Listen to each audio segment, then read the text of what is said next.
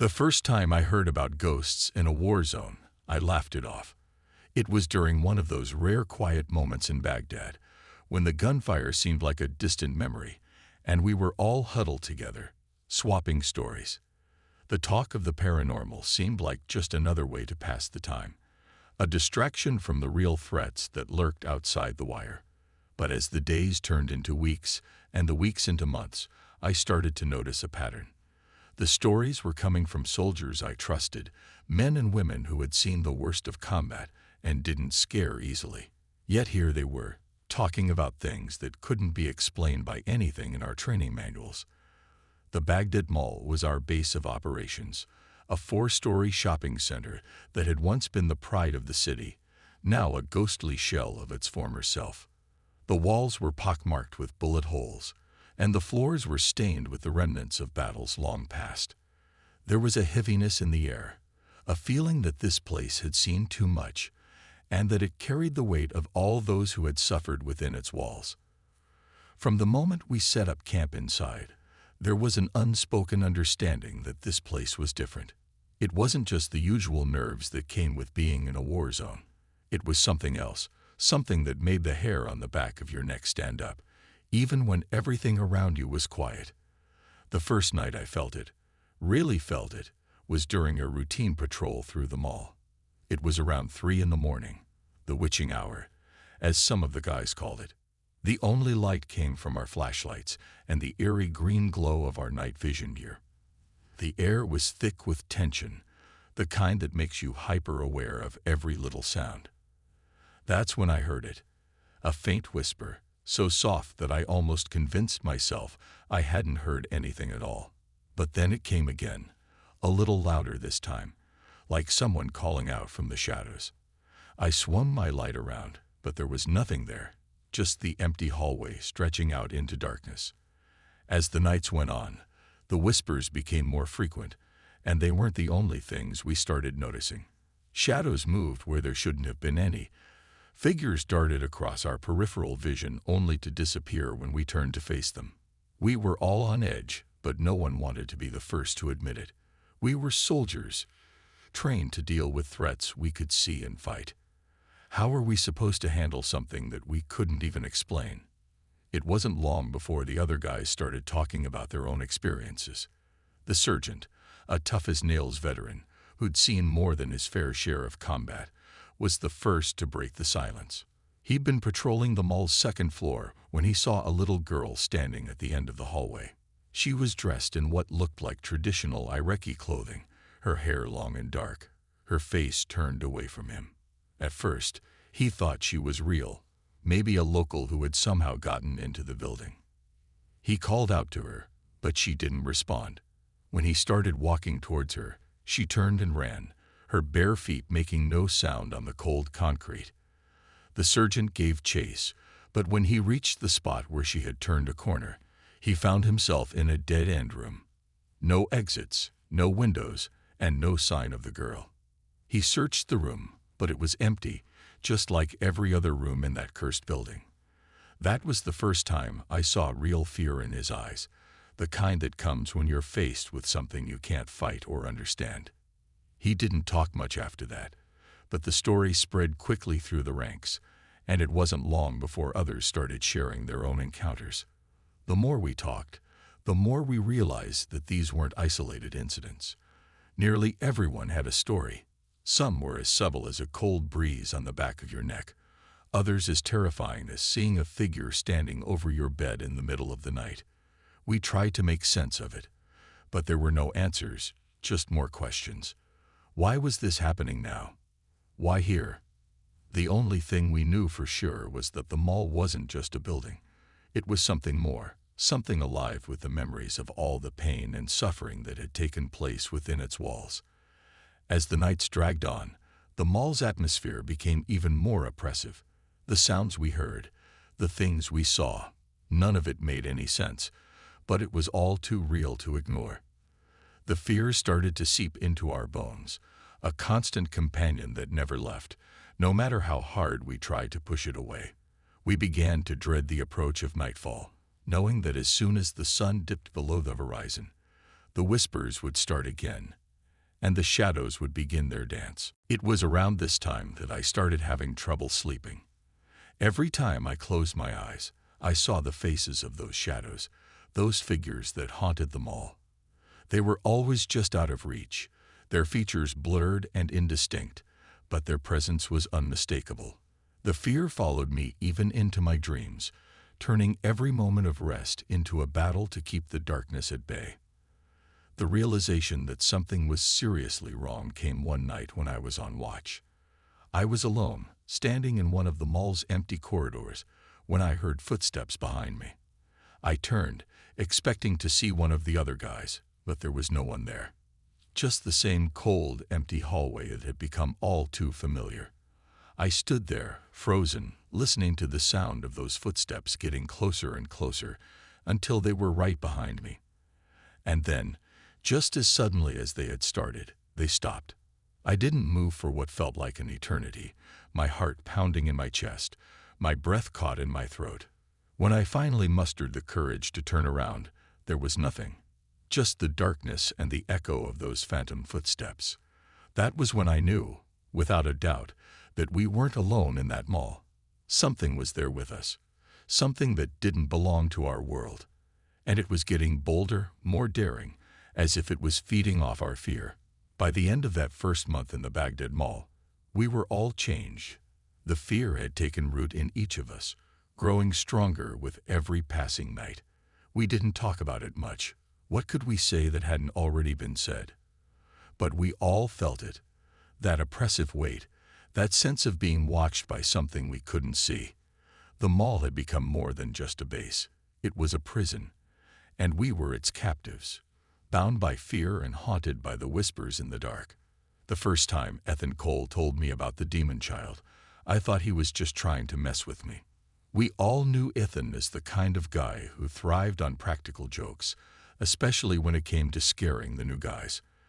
But the look in his eyes when he pulled me aside that night was different. There was no hint of a grin, no mischievous glint.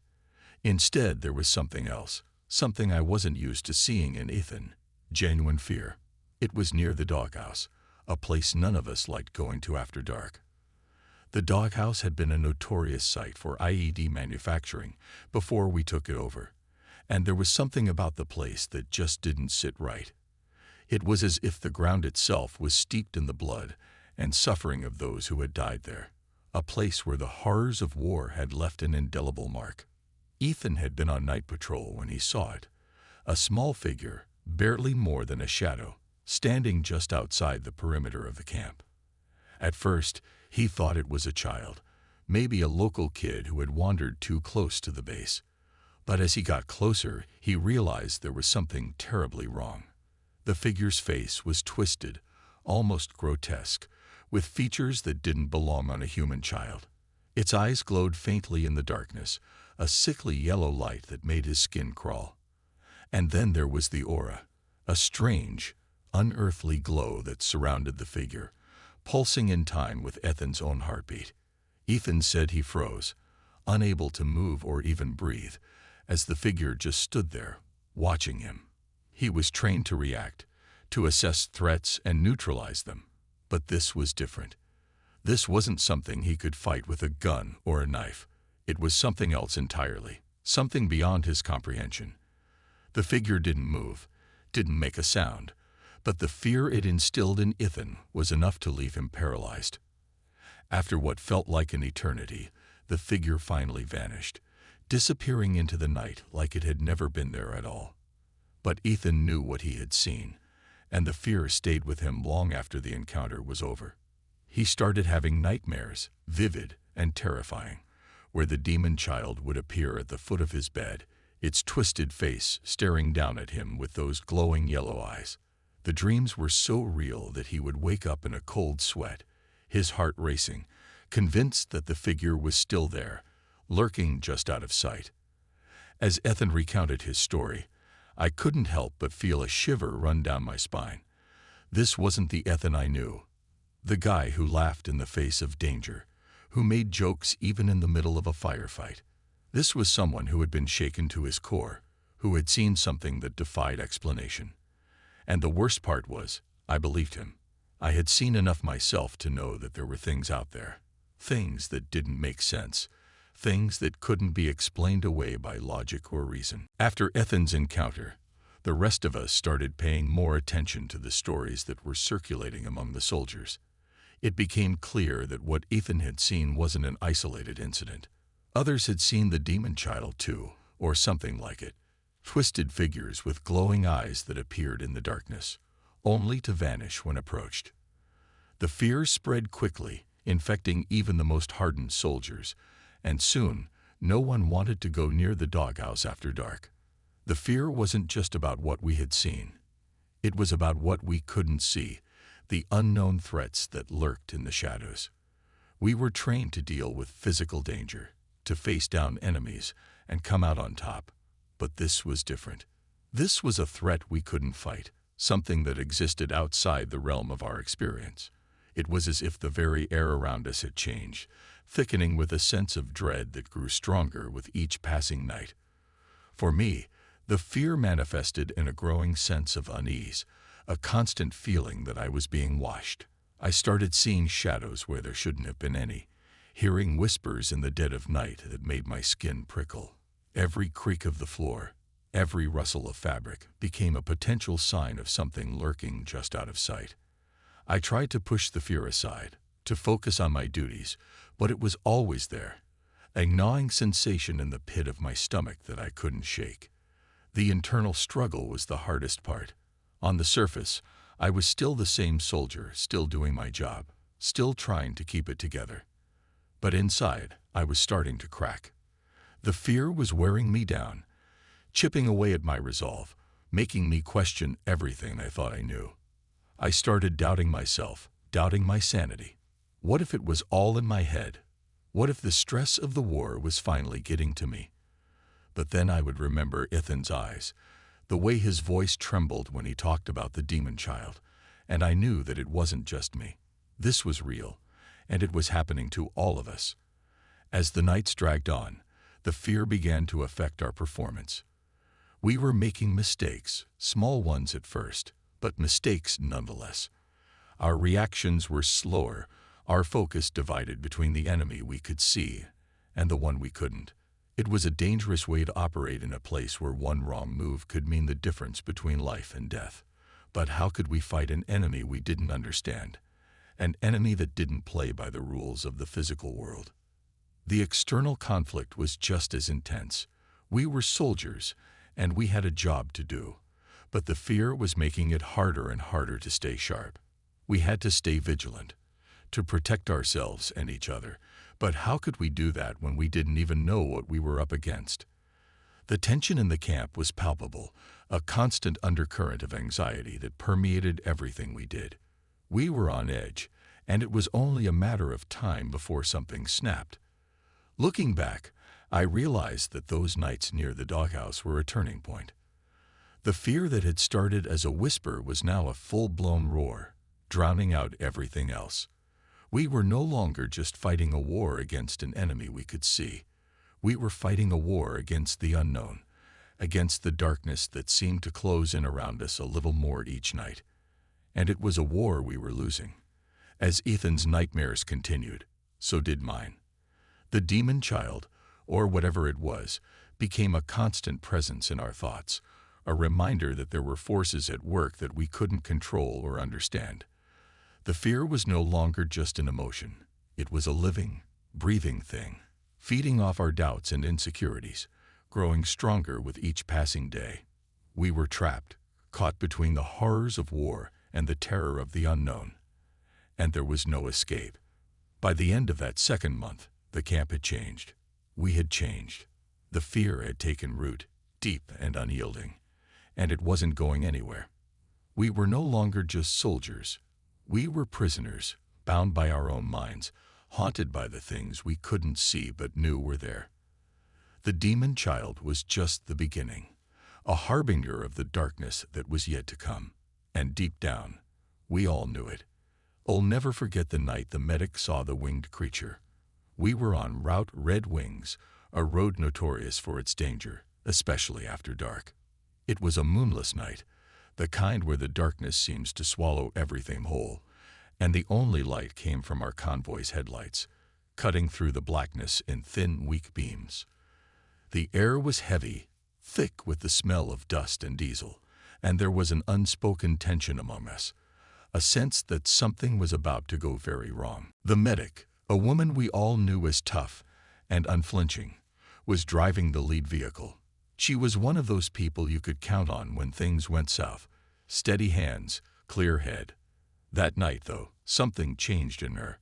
We didn't see it at first, but when we got back to base, it was clear as day. She had seen something out there on the road, something that rattled her to the core. She told us about it later, in a low voice, almost as if she was afraid that saying it out loud would make it real. As they were driving, she caught a glimpse of something in the corner of her eye, a dark shape just off the side of the road. At first, she thought it was just another shadow, a trick of the light, maybe even a stray animal. But then it moved, stepping out into the road, and she saw it clearly for the first time. It was tall, too tall to be a person, and it had wings, huge and bat-like, folded against its back. Smoke curled around its body, rising up like it was on fire from the inside. The creature didn't approach, didn't make a sound. It just stood there, watching her with eyes that glowed a dull red in the darkness. She could feel it staring right through her, like it could see into her soul, and for a moment, she was paralyzed with fear. She knew she had to keep driving, to get away from whatever it was, but her hands were frozen on the wheel, her foot hovering over the gas pedal, unable to move. It was only when the creature spread its wings, as if it was about to take flight, that she snapped out of it, flooring the gas and speeding away as fast as the vehicle could go. When she finally got back to base, she was shaking, her hands trembling so badly she could barely hold her canteen. We all knew something had happened, something bad, but it wasn't until she spoke to the translator that we understood just how bad. The translator, an Iraqi man who had been with us for a while, listened quietly as she described the creature. When she finished, he just nodded, his expression grim. He didn't seem surprised, which made the rest of us even more uneasy. He told her that what she had seen was a winged jinn, a creature from local folklore, known for haunting desolate places and bringing misfortune to those who encounter it. According to the legends, the jinn were spirits, beings made of smokeless fire, and they existed in a world parallel to ours, crossing over into our reality only when they wished to. The winged jinn, he explained, was one of the more dangerous kinds, often associated with death and disaster. The medic didn't say much after that. She just nodded, but I could see the fear in her eyes, the way her hands still shook as she tried to process what she had seen. It was as if the knowledge of what it was had made it worse, not better. Knowing that it was something from legend, something ancient and beyond our understanding, only deepened the terror. She started carrying a small charm after that, something the translator had given her, supposedly to ward off the jinn. But even with the charm, she was never the same. The rest of us didn't fare much better. The medic's story spread through the camp like wildfire, and soon everyone was talking about the jinn, wondering if it was watching us too, waiting for its next victim. The nights became even more unbearable, every shadow a potential threat, every sound a reminder that we were not alone. The fear was different now, more focused, more personal. It wasn't just the general unease we had been feeling before. It was a specific terror, tied to a specific thing. And that made it all the more real. I started to notice how everyone seemed on edge, jumpier than usual, even the seasoned guys who had been through hell and back. It was as if we were all waiting for something to happen, something bad, and no one knew when or where it would strike.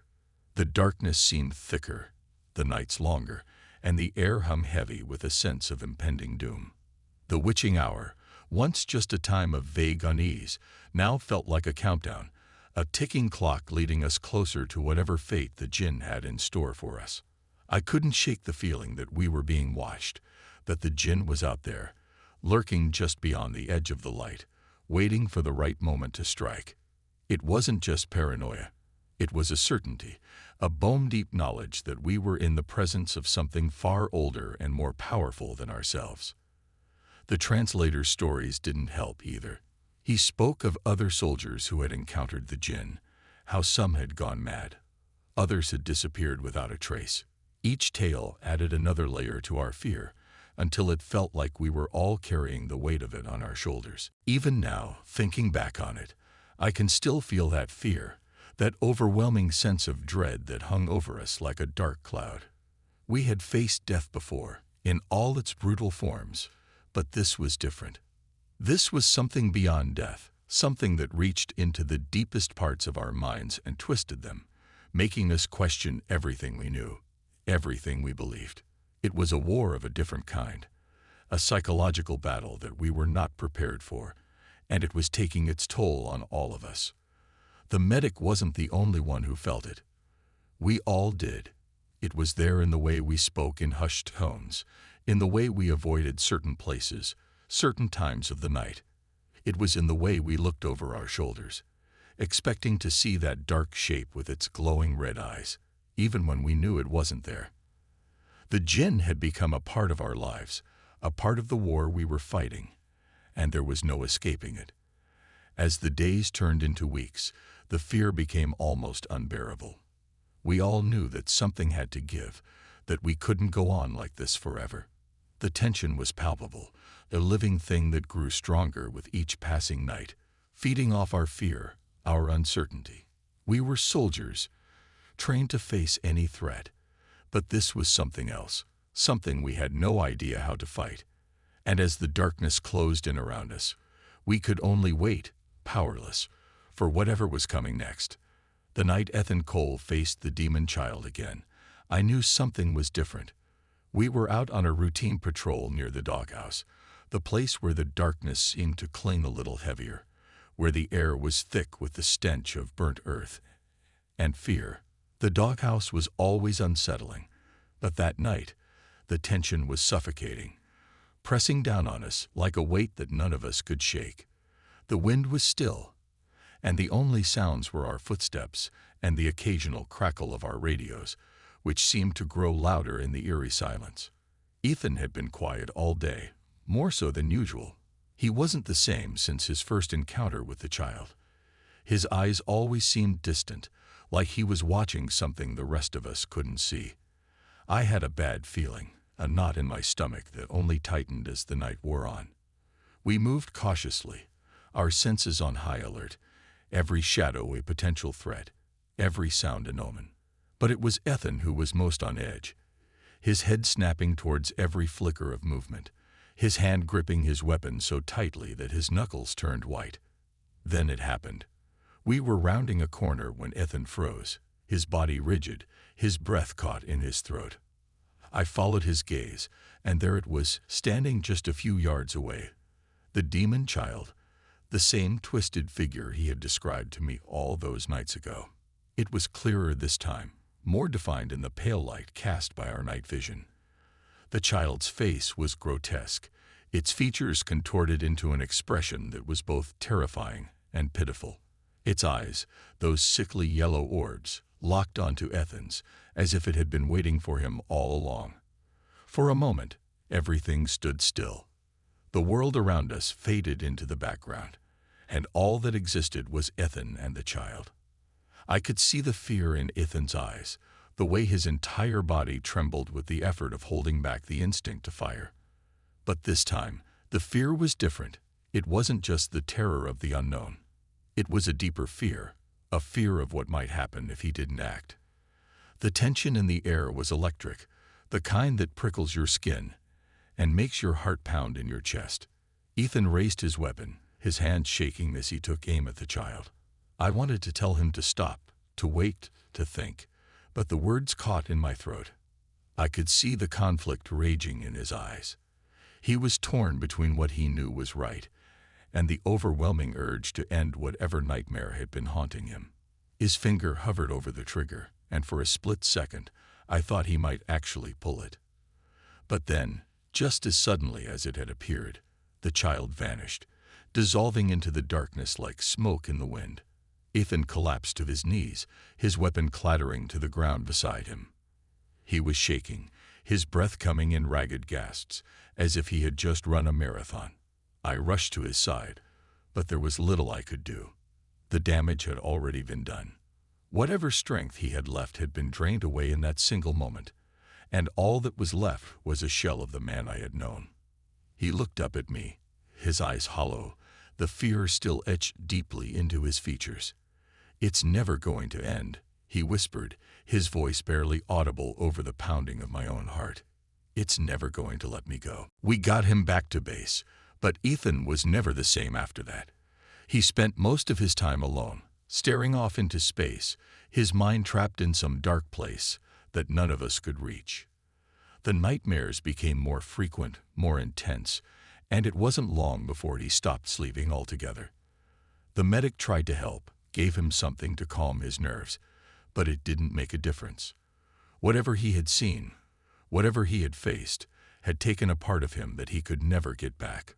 For the rest of us, the fear didn't go away either. If anything, it grew stronger, feeding off what had happened to Ethan. We were all on edge, waiting for our own turn to come, for the darkness to finally close in and claim us. The nights became a test of endurance, a battle to keep our minds intact as the shadows pressed in from all sides. The witching hour was no longer just a time of dread. It was a countdown, a ticking clock that marked the hours until something terrible happened. But as bad as it was out there, it was even worse when we returned home. The war might have ended for us, but the fear didn't. It followed us back, like a shadow that we couldn't escape. I found myself looking over my shoulder constantly, expecting to see those glowing eyes staring back at me from the darkness. Sleep became a distant memory, replaced by nights spent pacing the floor, my mind racing with thoughts of what could still be out there, waiting. The others were no better off. We tried to talk about it sometimes, tried to make sense of what had happened, but there were no answers, no explanations that could ease our minds. The fear had rooted itself deep within us, a permanent scar that no amount of time or distance could heal. Some of the guys started drinking more, trying to drown out the memories, but that only made things worse. The nightmares became more vivid, more real, until it was impossible to tell where the dream ended and reality began. As the years went by, we drifted apart, each of us dealing with the aftermath in our own way. Some sought help, trying to exorcise the demons that had followed them back from the war. But for others, like Ethan, there was no escape. The fear had become a part of us, woven into the fabric of our lives, a constant reminder of the things we had seen and the things we could never forget. In the end, the war had left us with more than just physical scars. It had left us with a fear that went beyond anything we could have imagined, a fear of the unknown, of the darkness that still lurked just out of sight, waiting. And as much as we tried to move on, to put it all behind us, there was no escaping the truth. The fear was always there, a shadow that would follow us for the rest of our lives. And deep down, we all knew that there was no going back to the way things were before. We had faced something in that war, something ancient and powerful, something that would haunt us forever.